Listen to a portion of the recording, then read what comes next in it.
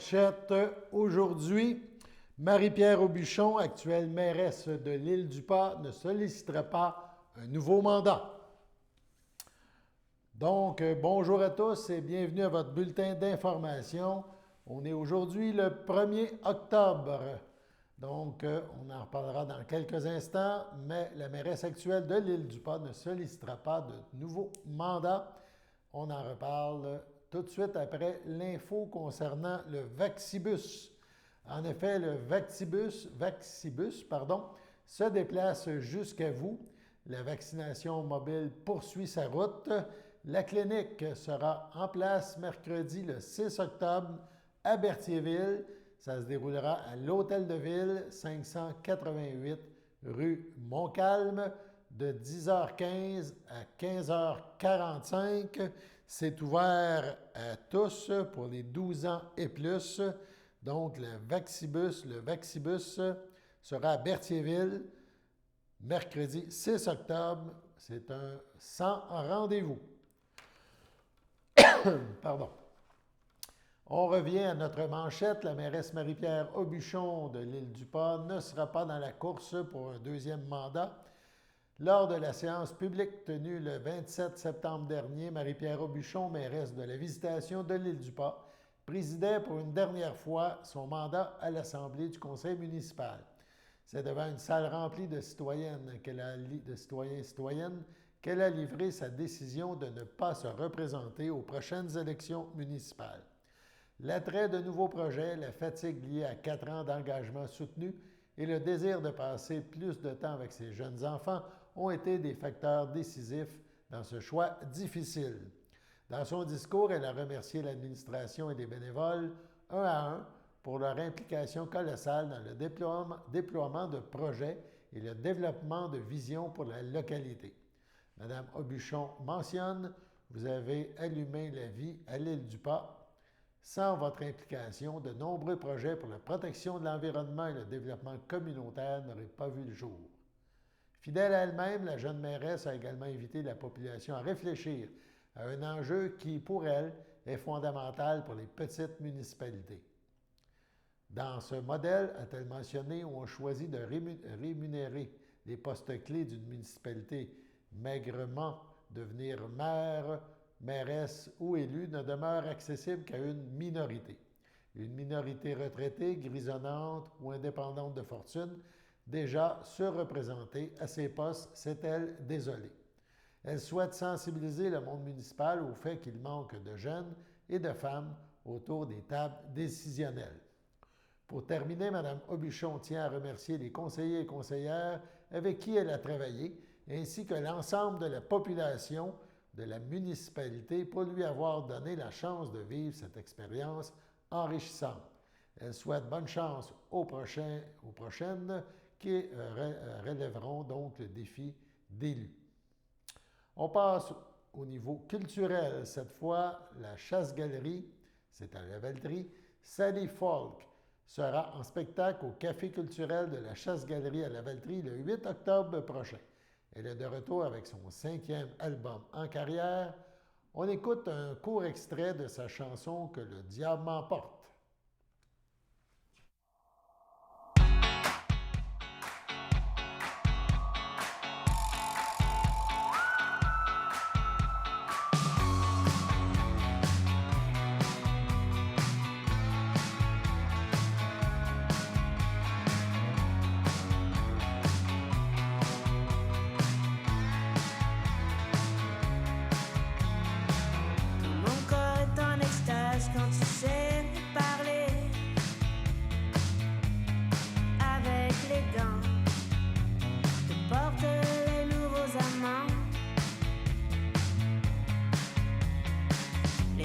S'épanouissent, apportent la joie.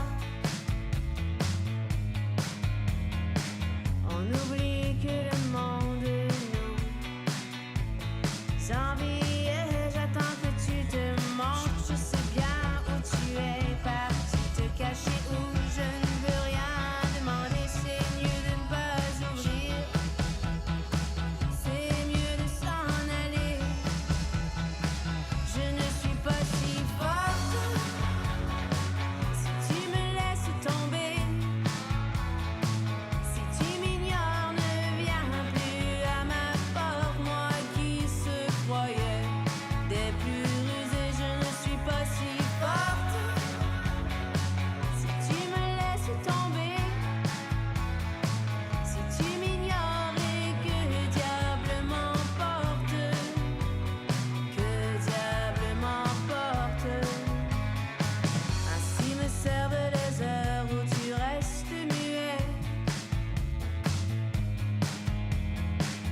à dessiner les plans pour être rescapé. Je ne suis qu'imparfaite quand j'ai peur de te perdre, je viens. D'ailleurs, Martha Sens de la Calzada sera également à la Chasse-Galerie. Cette fois, ce sera le 14 octobre prochain. CTRB en a parlé avec Philippe Cyr-Pelletier, directeur général de la Chasse-Galerie. Donc, bonjour à toutes et à tous, ici Chloé Lemont en compagnie de Philippe Cyr-Pelletier, qui est directeur général du Café de la Chasse-Galerie à Lavaltrie. Donc, bonjour. Bonjour Chloé. Donc, on revient encore avec des spectacles qui vont être fin de semaine variée, la fin de semaine du 14 octobre, avec différents spectacles. Vous me parler de ces spectacles. Oui, exactement. Le week-end du 14, 15, 16 va être très occupé à la Chasse-Galerie. Puis, je suis content parce que d'ailleurs, les 3 spectacles qu'on présente sont tous de disciplines variées. Alors, c'est important pour nous de présenter sur scène des artistes de différentes disciplines. Et il y en a une qu'on développe depuis quelques mois maintenant, qui est le conte. Okay. Alors, le spectacle qu'on présente cet automne, c'est Martha Sens. Alors, son nom complet, c'est Martha Sens de la Calzada. C'est une immigrée qui est arrivée au Québec en 1969, qui provient d'une Espagne franquiste. Et donc, elle a été tout d'abord enseignante en Abitibi-Témiscamingue. Et rapidement, elle s'est impliquée dans le milieu culturel en travaillant sur des œuvres théâtrales, poétiques, artistiques de toutes sortes. Okay. Elle est profondément latine, elle est intense, puis les œuvres qu'elle choisit abordent des sujets très engagés, dénoncer les injustices, elle va prôner l'égalité des êtres humains, l'égalité des peuples, des sexes et des classes. Et le spectacle qu'elle vient nous présenter s'appelle « Sur les rives de Wabakin ». Okay. C'est l'histoire, en 1914, de Victoria et de ses enfants qui arrivent à La Sarre et qui la maison n'est pas prête pour les accueillir, alors ils habitent dans un wagon sur un sideline et ils sont pris en charge par Marie et ses enfants qui sont des Anishinabés. Okay. Donc, c'est un conte qui est l'issue, en fait, d'une résidence artistique qu'elle a faite en coécriture avec Robert Seven Crows. Okay.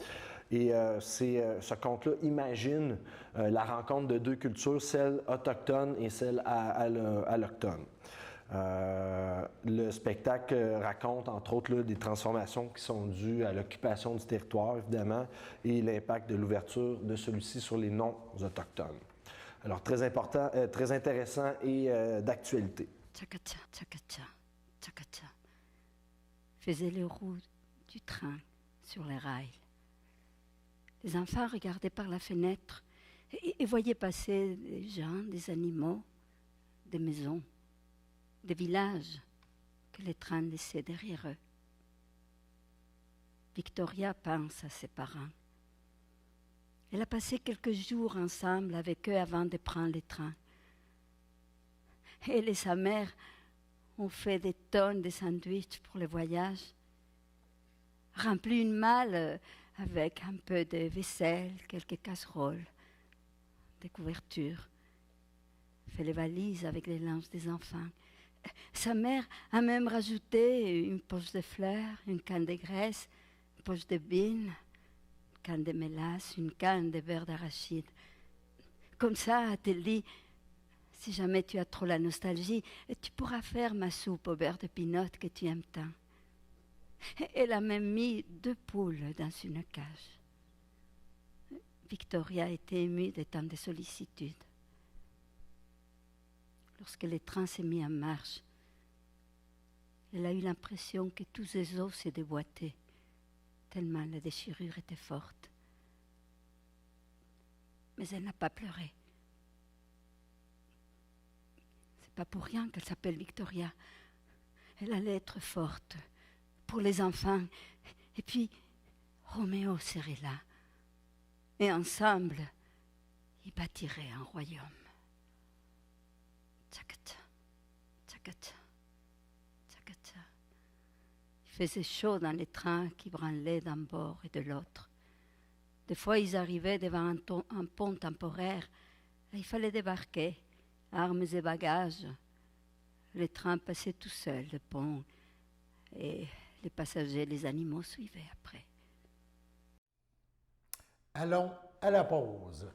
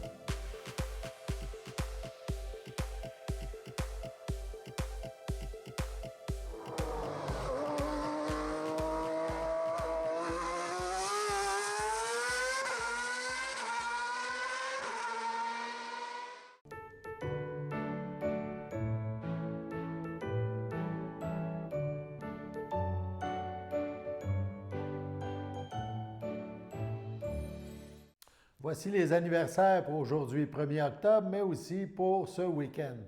En ce 1er octobre, la FADOC de l'île du Pas souhaite bonne fête à Normand Lebrun, à Jacques Pamphili, à Richard Latour, à Léona Tremblay, à Louisette Étier.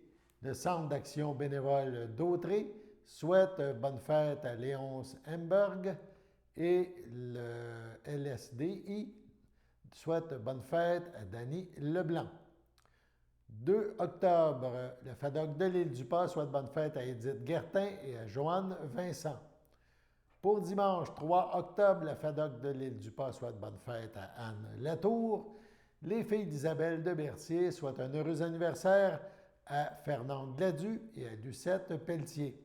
C'est votre anniversaire aujourd'hui ou ce week-end.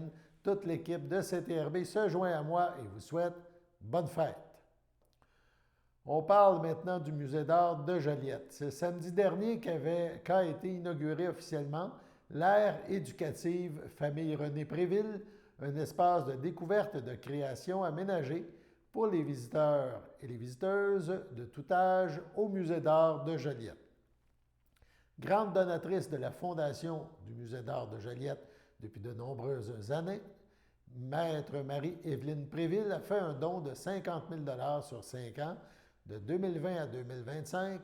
Elle souhaitait que son geste philanthropique soit utilisé pour un projet qui servirait à stimuler chez les jeunes l'intérêt et la curiosité pour les arts.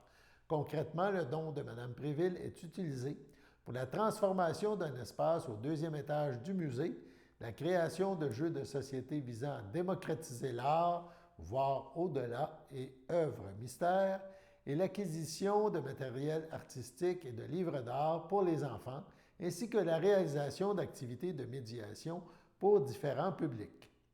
Ariane Cardinal, conservatrice à l'éducation au Musée d'art de Joliette, souligne: grâce au soutien de Marie-Évelyne Préville, les visiteuses et les visiteurs du musée peuvent maintenant consulter des livres d'art, méditer sur les thématiques abordées par les artistes, puis créer une œuvre et l'exposer. Cet espace est devenu à la fois une aire de lecture, de création et de médiation. Il vise à établir un dialogue entre les artistes, les professionnels et les visiteurs. De beaux projets sont à venir. Brigitte Trépanier, responsable du développement philanthropique à la Fondation du Musée d'art de Joliette, ajoute: nous croyons que la philanthropie joue un rôle social important pour l'ensemble de la communauté. Elle rassemble les collectivités autour de projets porteurs créatifs et variés, créant davantage de richesse dans la vie des individus.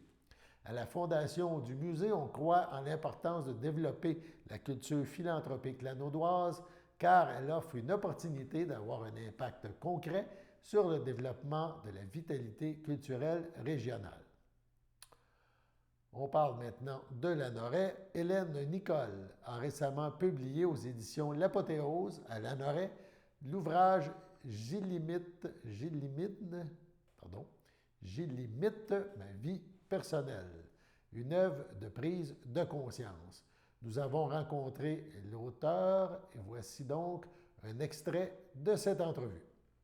Donc, vous avez sorti un nouveau livre qui s'appelle « J'illimite ma vie personnelle ». Pouvez-vous un peu m'en parler? C'est quoi ce livre-là? En fait, je suis arrivée à un point dans ma vie où j'avais un besoin de changer de carrière, un peu tweaker ma carrière. J'ai fait la promotion du français pendant 15 ans par des spectacles. Et en fait, moi, l'histoire de ma vie, c'est une série de rêves réalisés.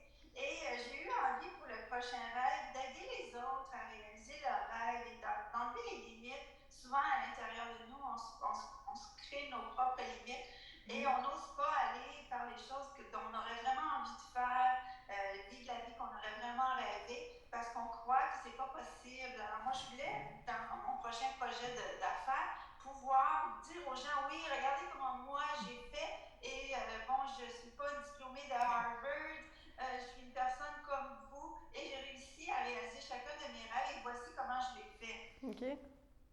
Donc, c'est OK, parfait. Ça, c'est vraiment le livre. Puis, pouvez-vous me parler un peu, tu sais, comment en êtes-vous venu à écrire ce livre-là? Vous en avez parlé un petit peu, mais tu sais, d'où l'idée vient de dire je vais faire ça parce que c'est. Alors, dans mon processus de transition de carrière, je m'étais donné donné 4-5 ans pour trouver, parce que je le sais, partir d'une autre business, ça prend environ 4-5 ans avant que ça roule bien. Alors, je m'étais dit, OK, bon, ça va prendre peut-être 6 mois avant de savoir quoi faire. Là. Et finalement, ça m'a pris 4-5 ans juste à sortir mes livres. Alors là, je OK. sais que j'ai 4-5 ans devant moi à faire des sous avec. OK. J'ai un processus à faire. Mais en fait, c'est que dans ma recherche de qu'est-ce que je vais faire de ma vie, je suis allée suivre des séminaires, alors des ateliers. Et je suis allée dans l'État de New York suivre un séminaire avec Marianne Williamson et c'était A Politic of Love et elle enseignait aux gens comment on pourrait amener l'amour et la spiritualité dans la politique. Je trouvais ça fascinant. Mais assise là, j'avais ma calculatrice sur mon téléphone et je comptais le nombre de personnes et le prix que j'avais payé pour rentrer là. Et je me disais, waouh! Mon Dieu, on peut très bien gagner sa vie en faisant des conférences comme ça de week-end. Ensuite, je suis revenue au Québec et j'avais écrit à Lise Bourbeau parce qu'elle avait un sujet sur la lumière de Sun City et ça me passionnait. Et elle a accepté de luncher avec moi. Et comme elle allait dans ma région faire un autre séminaire de week-end, j'ai dit, tiens, je vais m'inscrire. Puis on en a profité pour luncher, puis jaser. Puis encore une fois, je faisais ça ma calculatrice et je me disais, mais c'est génial, tu peux enseigner aux gens, parce que moi j'avais beaucoup d'ateliers, souvent à des enseignants pour la pédagogie, mais jamais au grand public. C'était toujours très ciblé, éducatif, mon affaire. Mais là, le grand public, je me suis dit, qu'est-ce que je peux faire pour me ramasser là, moi, à faire des ateliers week-end? Et qu'est-ce que les gens auraient besoin de moi? J'ai fait une autre recherche et c'est là où j'ai arrivé. Les gens ont besoin de se limiter, de se libérer de toutes sortes de choses qui les empêchent d'être eux-mêmes. Oui, puis j'imagine avec la pandémie, en plus, ça tombe à point comme ouvrage. Là. Je crois que les gens se sont beaucoup mis en question durant la pandémie, donc ça fait du bien d'avoir un livre comme ça. Énormément, oui, on a réalisé aussi.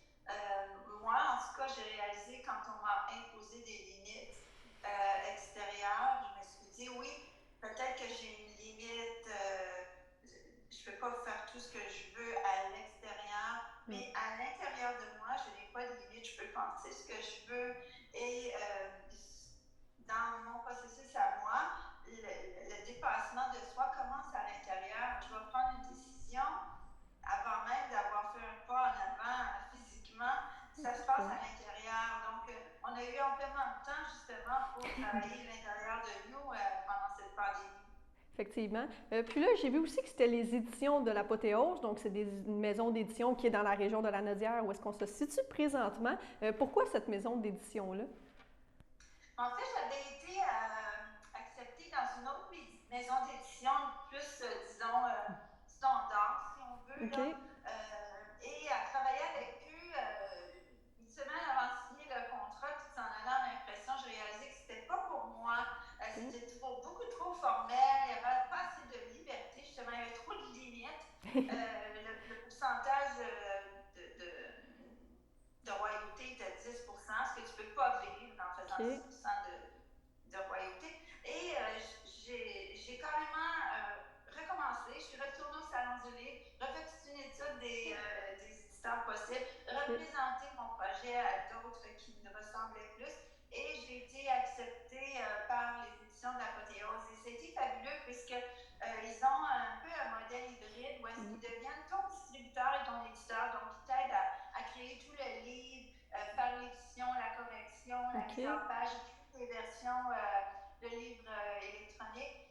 Mais par contre, tu touches 40% des livres en librairie et 100% de tes propres ventes. Ils ont aussi un modèle où ils vont compter tous les livres que tu vends, que ce soit en ligne, en librairie, sur Amazon, pour arriver à te nommer meilleur auteur, meilleur vendeur si tu atteins le 3000 copies. Alors que la plupart des éditeurs vont compter que des livres vendus en librairie, alors qu'avec la pandémie, c'est sûr que les livres électroniques se vendent beaucoup plus que des livres papier, parce que là, on pouvait plus se déplacer.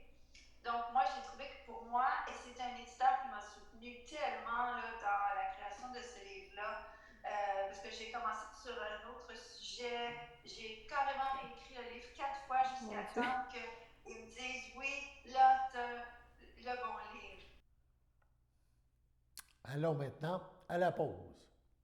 Le samedi matin, dès 9h30, nos téléspectateurs sont invités au Super Bingo télévisé diffusé de nos studios de Berthierville. Depuis maintenant une vingtaine d'années, plusieurs adeptes de la télévision régionale se sont partagés un montant de 600 $ disponible chaque semaine lors de cette joute de bingo télévisé. Un animateur et 3 bénévoles se succèdent à la caméra dans le but de vous faire passer une petite heure agréable et payante le samedi matin. On peut se procurer les cartes de jeu chez les dépositaires autorisés participants, c'est-à-dire à Berthierville, le dépanneur Formule 1 rue Gilles Villeneuve, le marché IGA Extra sur la rue Gabrielle Brissette, le marché Métro rue Notre-Dame, la pharmacie Proxime rue Frontenac, le garage Pétroté sur la rue Gilles Villeneuve et à Saint-Ignace de Loyola, le marché Aldo rang Saint-Michel, le dépanneur Le Magasin Esso sur le chemin de la Traverse. C'est un rendez-vous tous les samedis matins à 9h30 sur les ondes de CTRB, votre télévision régionale et communautaire.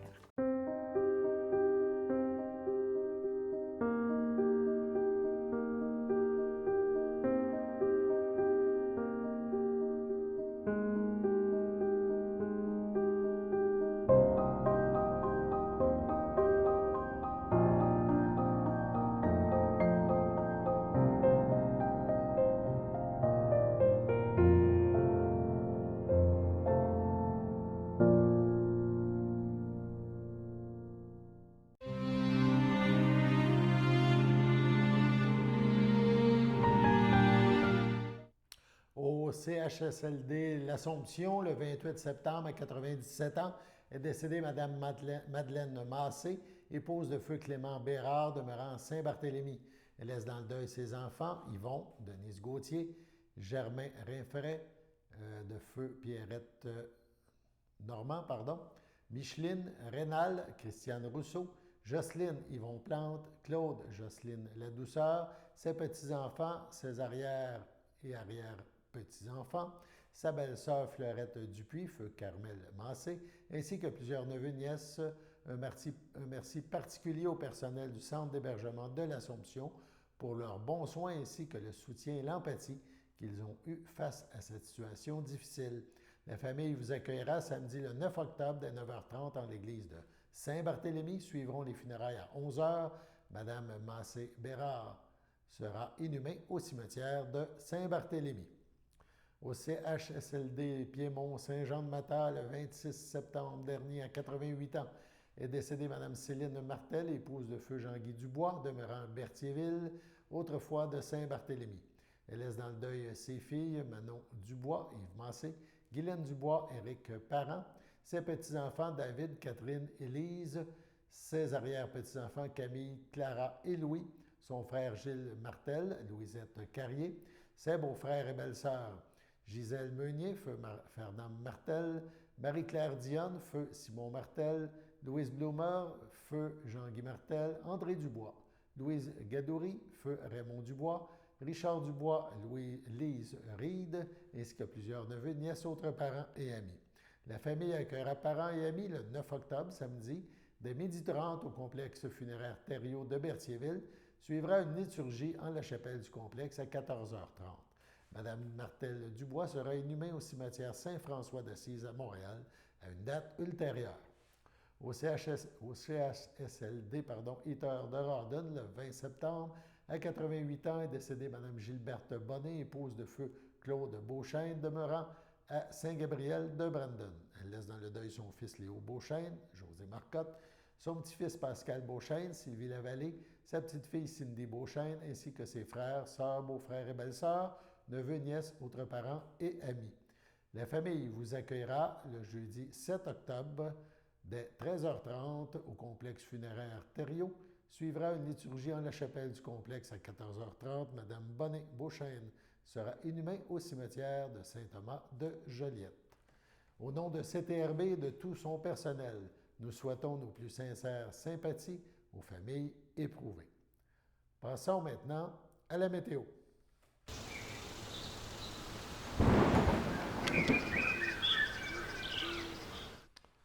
Donc, la météo pour le reste de la journée et ce week-end, ça sera en deux temps. Vendredi en soirée, vendredi cette nuit, c'est gris. Samedi, c'est gris et dimanche, le soleil revient. Si on résume ça rapidement, Ça va avoir l'air de cela. Donc, cette nuit, faible pluie, 9 degrés. Durant demain matin, samedi, on parle de pluie, au moins 5 mm de pluie, 9 degrés, donc c'est gris, c'est évidemment très nuageux. Samedi en après-midi, on parle de nuageux avec averse, 15 degrés, encore quelques gouttes de pluie, mais ça sera la fin des averses.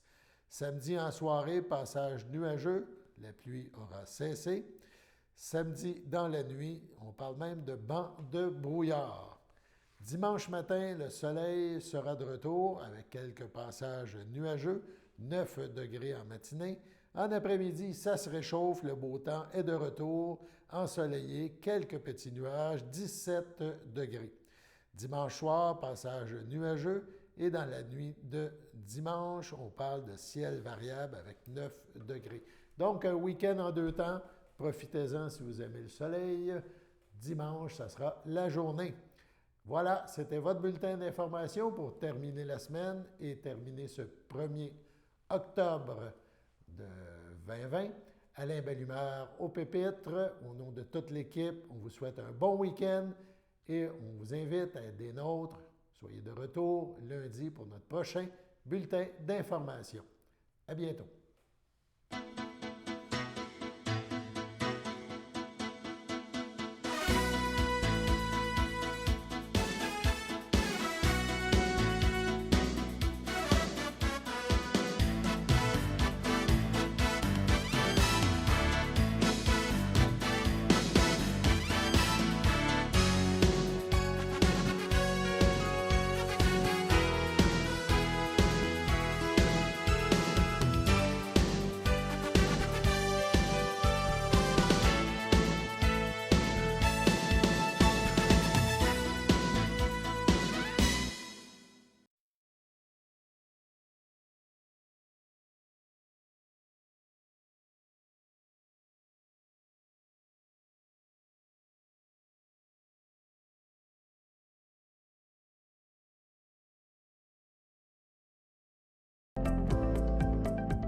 Les télévisions communautaires autonomes du Québec, ce sont les télévisions les plus importantes parce qu'elles sont proches de la communauté.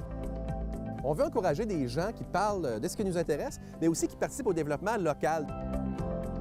Mais c'est fini le temps là, où on allait lire une affaire qui a été écrite avant hier au bout du monde. Non! Tu veux savoir ce qui se passe chez vous? Bien, ma télé préférée, c'est la télé autonome communautaire. C'est ici que ça se passe.